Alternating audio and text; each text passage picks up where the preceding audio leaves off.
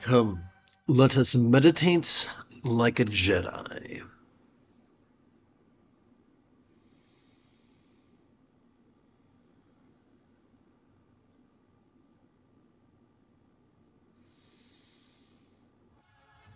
It is Luke Skywalker Friday morning.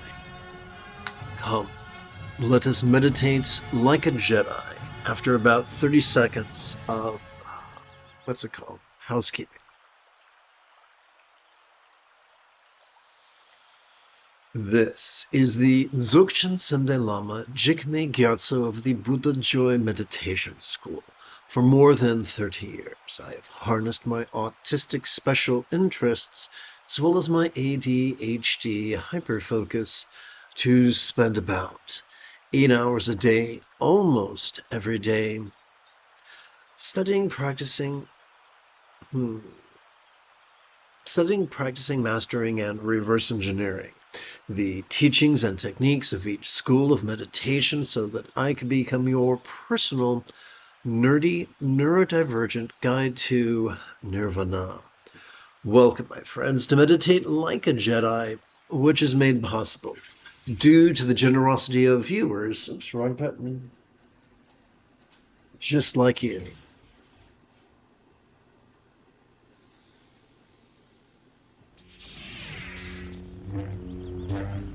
Sturgeon's Law reminds us that 90% of everything sucks.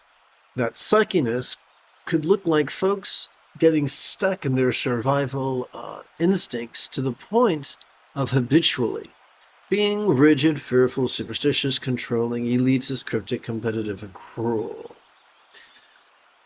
This includes all. So, as humans, during the Paleolithic era, as a society, we were flexible, loving, rational, laid back, egalitarian, lucid, cooperative, and kind. But since the Neolithic Revolution, where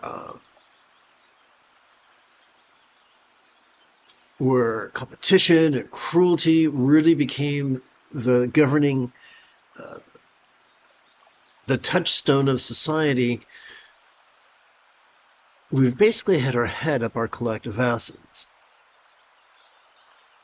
including meditation teachers. So it should come as a little surprise that the majority of meditation teachers will implore their students to actively focus and actively analyze. The problem is that by overworking our dorsolateral and medial prefrontal cortex, we begin presenting with symptoms of depression, no less triggering our amygdala, the seat of both anxiety and aggression. How darkly ironic is that? We begin meditating to become peaceful, only to become anxious and aggressive.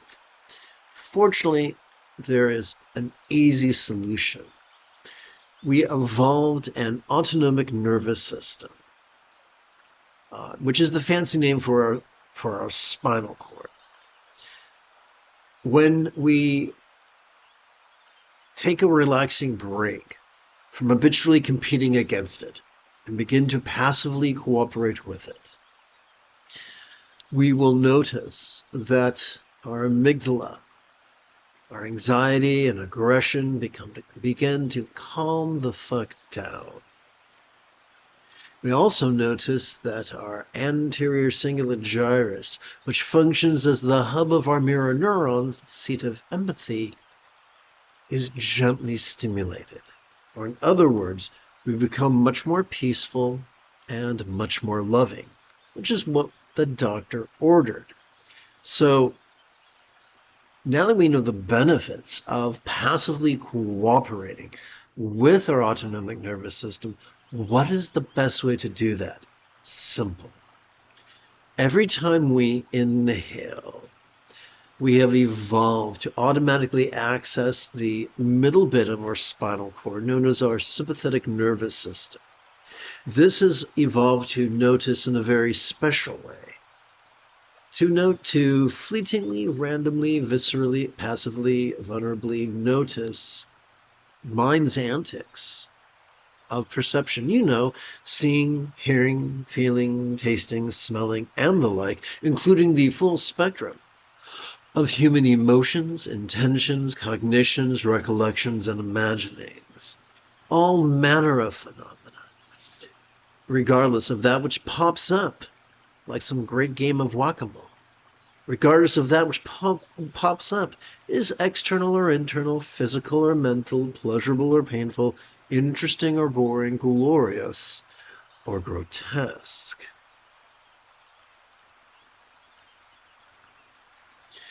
Well, what are we to do with this barrel of monkeys that we notice during our inhalation? Simply this.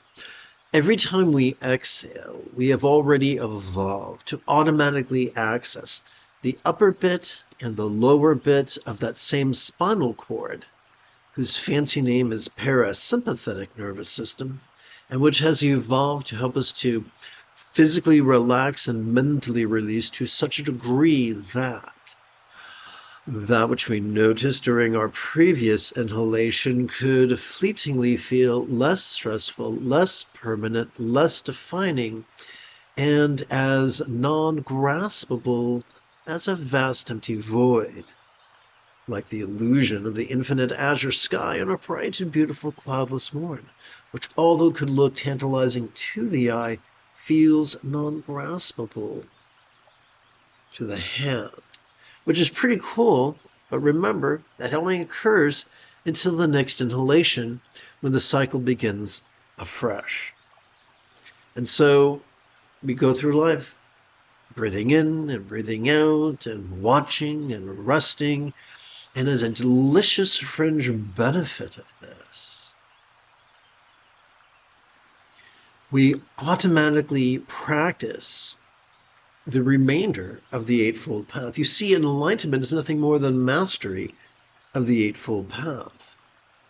And as children, we thought the acquisition of the skills to use the toilet and to brush our teeth and tie our shoes and ride a bike, those seemed insurmountable. And yet we got to the point where we could practice those four things spontaneously, habitually, easily, and effectively.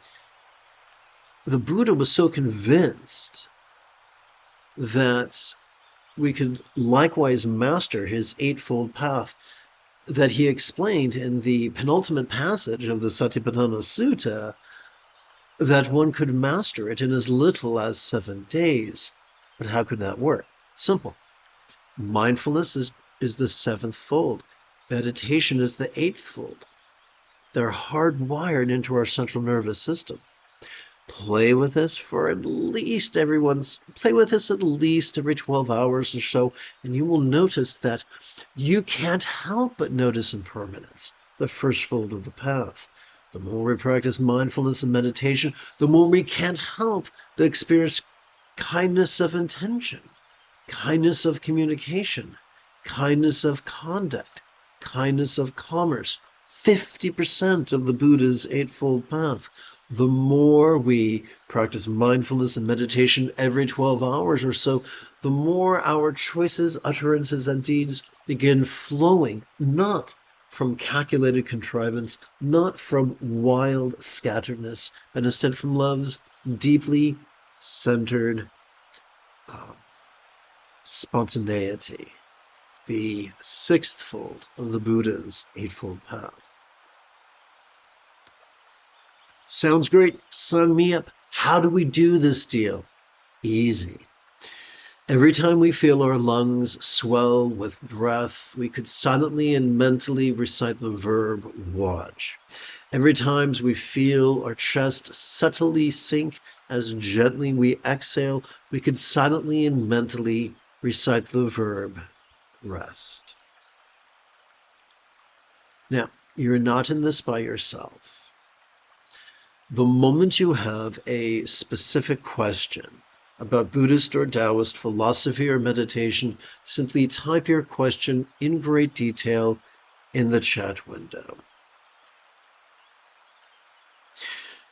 When acquiring a new skill, it's very easy to feel anxious that we, like a type of Rip Van Winkle, will sit down to meditate, open our eyes, only to find that a decade has passed.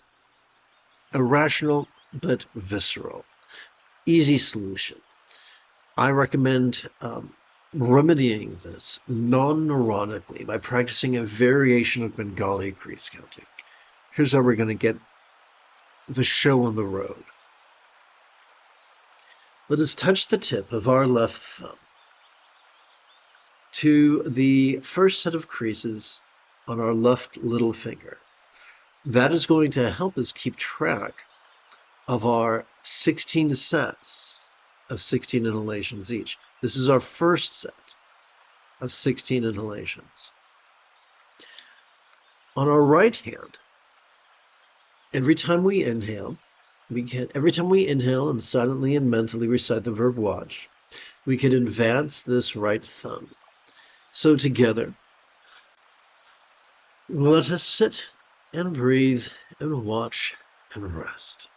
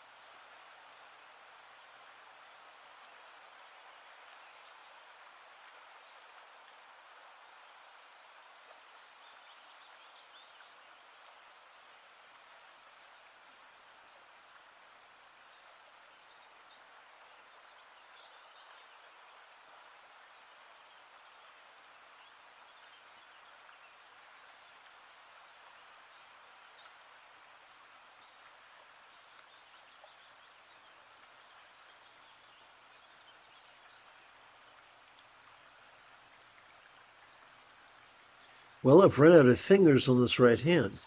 That means it's time to advance the left hand to its little finger's second set of creases. And now you know how we will count 16 sets of 16 inhalations each.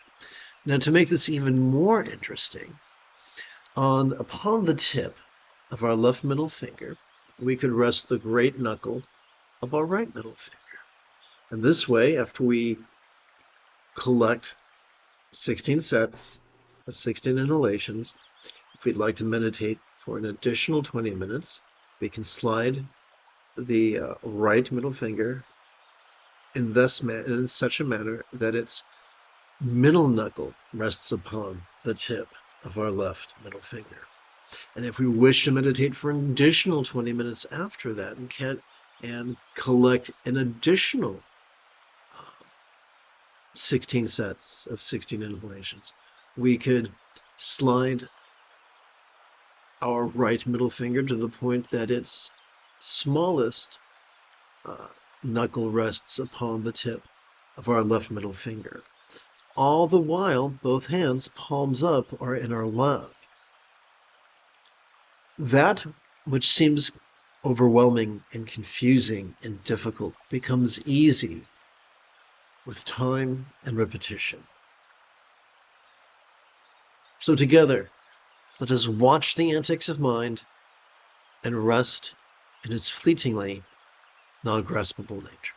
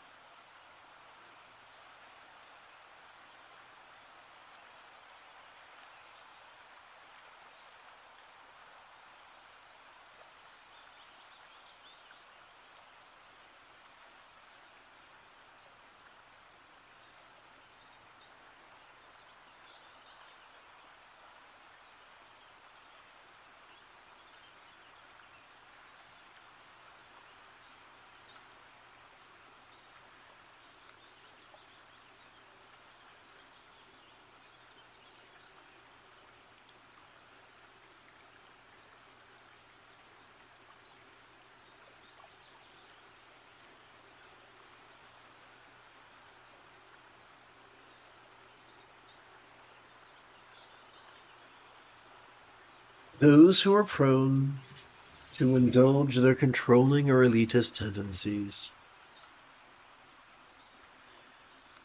coerce people to train in the so-called jhanas, or trance work. But that's nothing special. Every night when we fall asleep, we race through the jhanas. Every morning when we wake up, we race through them in reverse direction. Far better it is to practice centered spontaneity and let our mind operate as it operates. Just watching and resting. Remember, if meditation is like going to see a play, we are neither the producer, the director, nor the playwright. We are not even a thespian. We're just some bloke in the audience sucking on a piece of hard candy, watching the antics of the thespians upon the stage. That's it.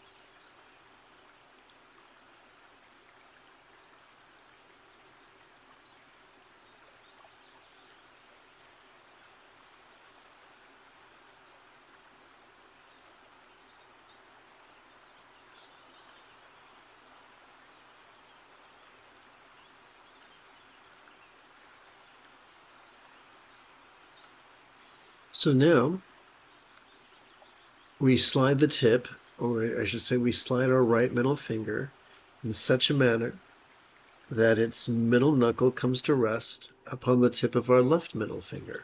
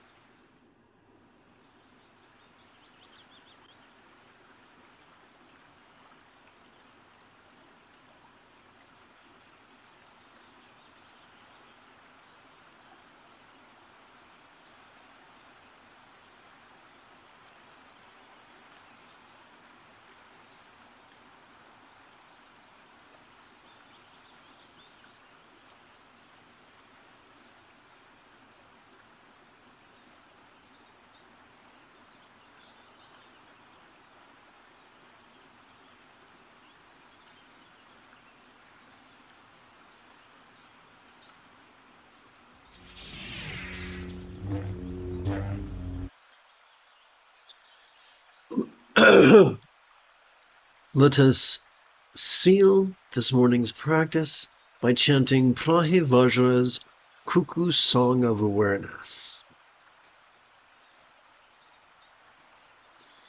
The true nature of infinite diversity is non-dual, for the wisdom of each phenomena is free of the need of conceptual elaboration.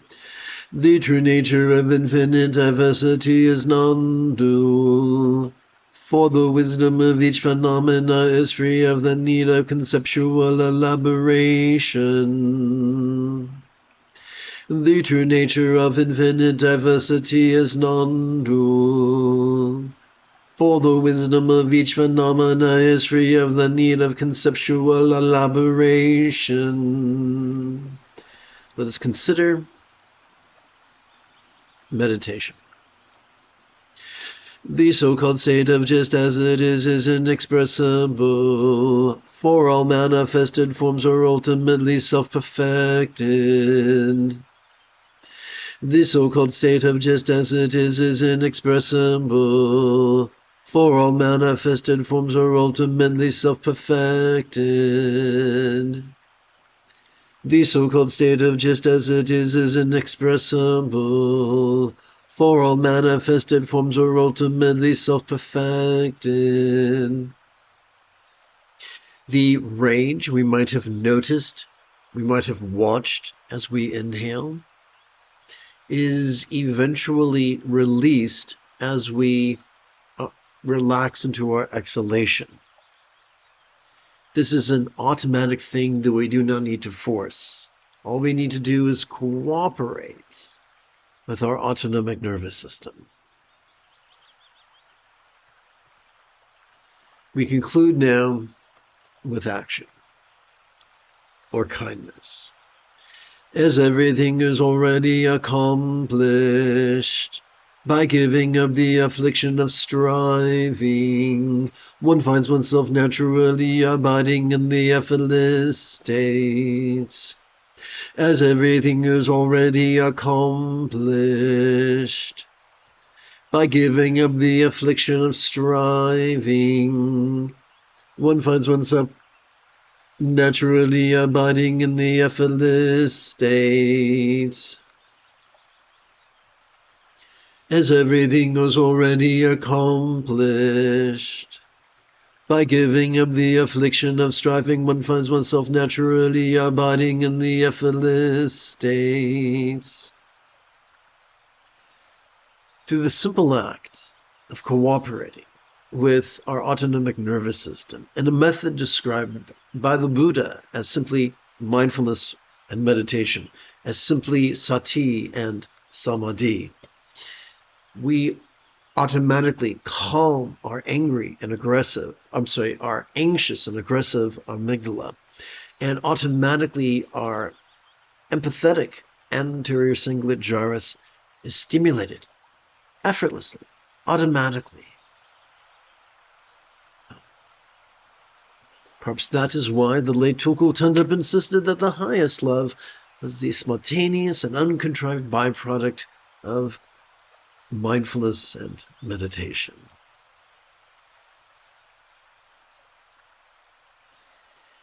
The more we watch and rest in harmony with our breathing, the more our choices, utterances, and deeds flow from love's centered spontaneity. Our love does not have to be calculated. Our love does not have to be scattered. It can flow from deeply centered spontaneity.